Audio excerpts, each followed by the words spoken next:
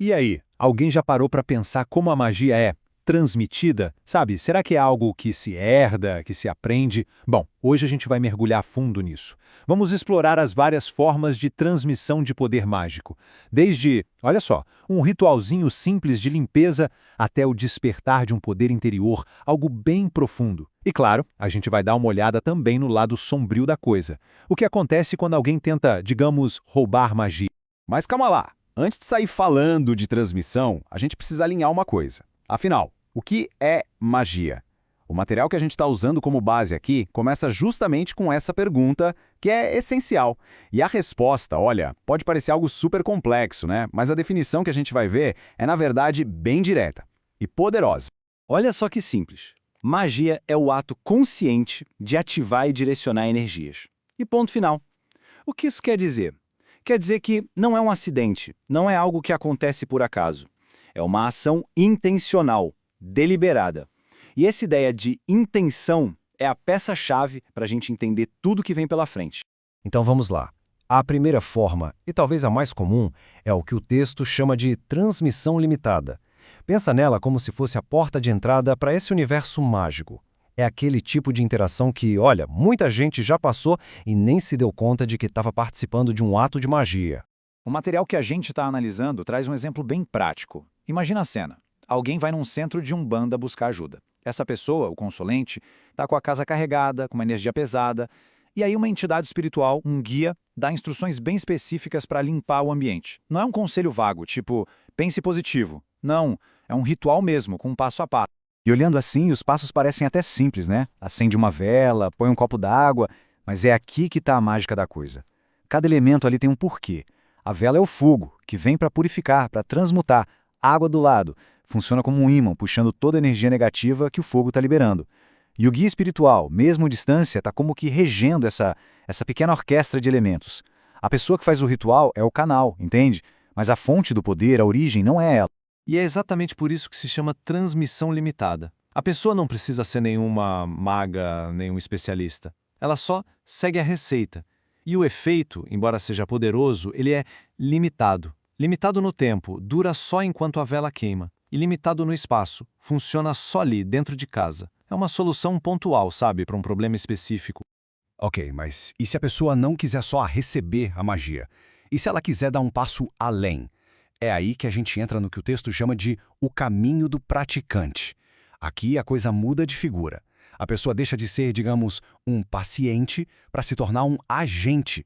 A dinâmica é outra, completamente diferente. Nesse nível, a relação é muito mais próxima. Um guia espiritual confia ao seu médium, ao seu aparelho, um objeto mágico consagrado. Pode ser um amuleto, uma pedra, um cajado, algo que foi carregado com energia por uma entidade. Percebe a diferença? Não é mais uma receita de bolo, é uma ferramenta de trabalho. E o texto deixa bem clara a hierarquia de poder aqui. Lá no topo a gente tem o orixá, que representa as grandes forças da natureza, os rios, os ventos, as matas. Ele é a fonte primária do poder. Abaixo vem o guia, que está ligado a esse orixá. O guia é quem manipula essa energia e a concentra no objeto. E na ponta está o médium, que é quem vai ativar essa ferramenta aqui no nosso plano. Essa comparação aqui resume tudo de forma perfeita. De um lado, a pessoa é um receptor passivo. Ela recebe uma bênção pontual. Do outro, o médium é um participante ativo. Ele recebe uma ferramenta para usar. A grande virada é essa, de receber uma solução para ser parte da solução. E a duração? A duração também não tem nem comparação. A limpeza da vela dura algumas horas, né? Agora, o poder nesse objeto consagrado é vitalício. Isso mesmo, para a vida toda. É um compromisso sério, que só se encerra se o médium abandonar o caminho espiritual e o propósito daquela ferramenta. Beleza, já vimos receber magia e usar uma ferramenta mágica. Agora, a gente vai para o nível mais alto do caminho positivo. Aqui, a magia não é mais algo que vem de fora, que se recebe ou que se carrega. Aqui, a própria pessoa se torna a fonte do poder. É a chamada transmissão total. O que o material descreve aqui é um despertar de consciência muito, muito profundo. A pessoa chega num ponto em que ela consegue acessar os próprios poderes mágicos, poderes que já nasceram com ela, poderes que são um reflexo das próprias forças da natureza. Nesse estágio, amuletos, ferramentas, tudo isso fica em segundo plano, porque o grande catalisador da magia passa a ser a própria pessoa. Mas claro, um poder desse tamanho não vem de graça. Não é um presente. Ele exige uma entrega, uma dedicação total. Um verdadeiro ato de fé, como diz o texto. A pessoa se consagra ao seu orixá, ela aceita de peito aberto a responsabilidade gigantesca que é poder manipular as forças da natureza de forma direta. E aquela velha história, né? Com grandes poderes, vem grandes responsabilidades. E o texto é bem enfático nisso. Usar esses poderes para o mal, para prejudicar, as consequências são devastadoras. A pessoa simplesmente atrai para si mesma toda a negatividade que ela criou. É a lei do retorno, pura e implacável. Bom, até agora a gente viu os caminhos de luz, de crescimento, mas o material também faz um alerta muito sério sobre um outro caminho, um caminho bem diferente, o caminho da apropriação. A pergunta é, o que acontece quando alguém tenta pegar um atalho, quando alguém tenta roubar a magia? E o aviso do texto é pesado. Para quem busca poder se aliando a seres das trevas ou sem ter o preparo necessário, o preço a se pagar é a própria liberdade. É isso mesmo, a pessoa acha que vai se tornar mestra, mas na verdade ela se torna escrava.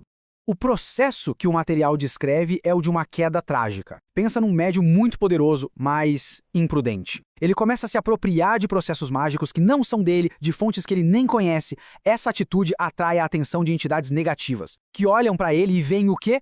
Uma fonte de energia. E aí, elas começam a drenar completamente os poderes dele. E no fim, podem até levar a pessoa à loucura pela dor, usando o próprio poder dela como uma arma contra ela mesma. É uma ironia terrível, né?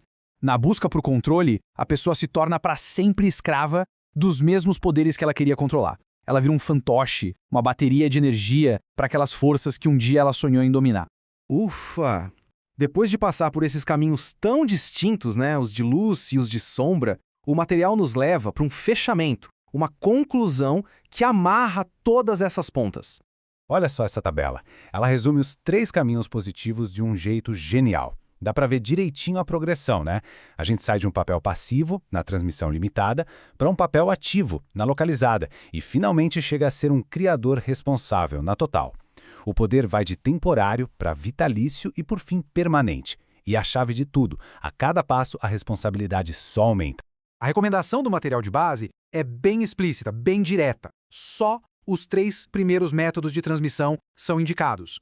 Ou seja, existem os caminhos que exigem estudo, tempo, dedicação, e existem os atalhos, as iniciações fáceis, que prometem poder rápido, mas que a gente já viu onde leva. Isso nos traz ao grande final. O texto nos deixa com essa reflexão. Quanto aos outros, que cada um, com seu livre-arbítrio, consciência, faça a opção. No fim das contas, o maior poder que existe é o da escolha. Os caminhos estão aí, as consequências também, mas a decisão, essa é sempre individual. Então, como a gente viu, magia é muito mais do que só poder. É sobre consciência, é sobre responsabilidade. O material que a gente explorou aqui, ele nos mostra os mapas, mas não aponta a direção. A direção é a gente que escolhe. E aí fica a pergunta final para todo mundo refletir. Se o caminho é definido pela escolha, qual é a aparência do seu próximo passo?